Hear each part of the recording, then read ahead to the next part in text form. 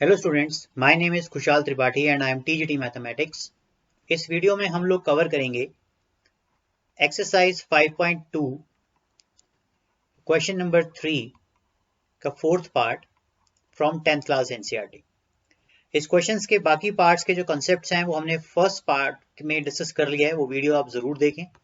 और अगर आप मुझे इंस्टाग्राम पे फॉलो करना चाहते हैं then this is my page maths brack. और अगर आप मुझे टेलीग्राम पे भी मेरे साथ जुड़ना चाहते हैं then this is my channel name Khushal Tripathi. So let's start this question. So here you can see in the following APs, find the missing terms in the boxes. Alright, तो हमें क्या करना है, ये हमें AP given है और इसमें जो boxes हैं यहाँ पे हमें missing terms find करनी है. Alright, so let's start this question. So this is the fourth part. सबसे पहले हम यहाँ लिख लेते हैं given. तो जिस तरह से क्वेश्चन हमें बुक में गिवन है वो हम सबसे पहले यहाँ लिख लेते हैं. This is -4 box gain box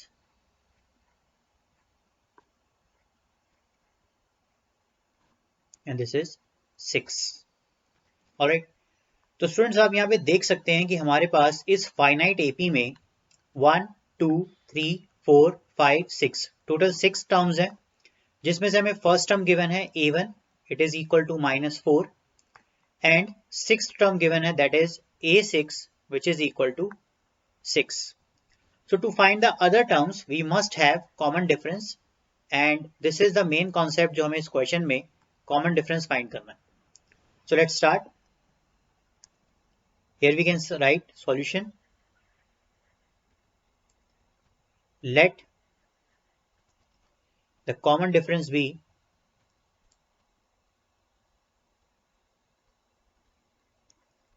the common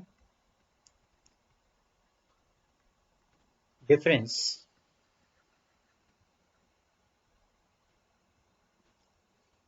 be small d. All right, and we know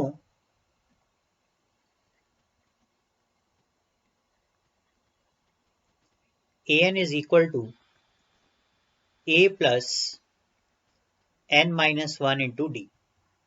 Okay, so a6 is equal to a plus 6 minus 1 into d. Okay, and what is the value of a6? It is 6 equal to a plus 5 into d. Alright, now put the value of first term, that is -4, so you can say 6 equal to -4 plus 5d. and to find the value of d, what you can do, -4 को आप यहाँ shift करें, this is 6 plus 4 equal to 5 into d. Okay, अब देखिए इस step में आप लिख सकते हैं 5d is equal to 10. यहाँ पे 6 plus 4 करने पे आपको 10 मिलना था, तो मैंने इस तरह से रिप्रेजेंट कर दिया 5d is equal to 10. Now d की वैल्यू को फाइंड करने के लिए अब आप क्या करेंगे, 5 को डिनोमिनेटर में ले जाएंगे 10 के साथ. So you can say d is equal to 10 upon 5. So this is 2. Now you have common difference. So to find the second term, अब हमें second term, third term, fourth term and fifth term find करनी है. तो हम कह सकते हैं that is a2 is equal to a1 plus common difference. Okay, तो अब हमें पता है कि common difference तो 2 है. Alright, तो a1 की वैल्यू हमें given थी that is -4. You can see this. तो अब देखिए अगर अब आपको a2 फाइंड करना है तो आप क्या करेंगे, आप यहाँ लिख सकते हैं -4 plus 2. This is -4 plus 2. This is equal to minus of 2. इसी तरह से अगर आप a3 फाइंड करना चाहते हैं तो आप क्या लिखेंगे, a2 plus common difference.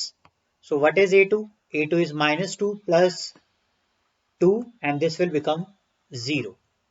Alright, now to find the a4. a4 is equal to again a3 plus common difference. What is the value of a3? It is 0 plus 2, so it is 2.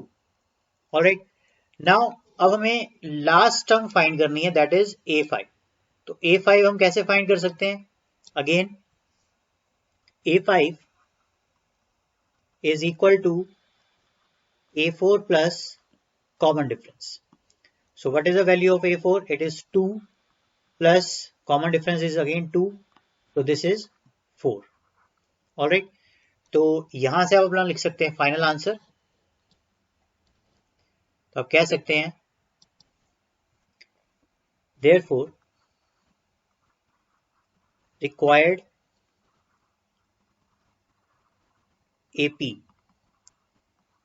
is -4, और जो box था उसमें आप पहली term लिख दीजिए -2, second box में आप लिख दीजिए 0, थर्ड बॉक्स में आप लिख दीजिए 2, और जो लास्ट बॉक्स है यानी फिफ्थ टर्म वहां लिख दीजिए 4, and the last term is जो कि क्वेश्चन में गिवन थी, इट इज 6।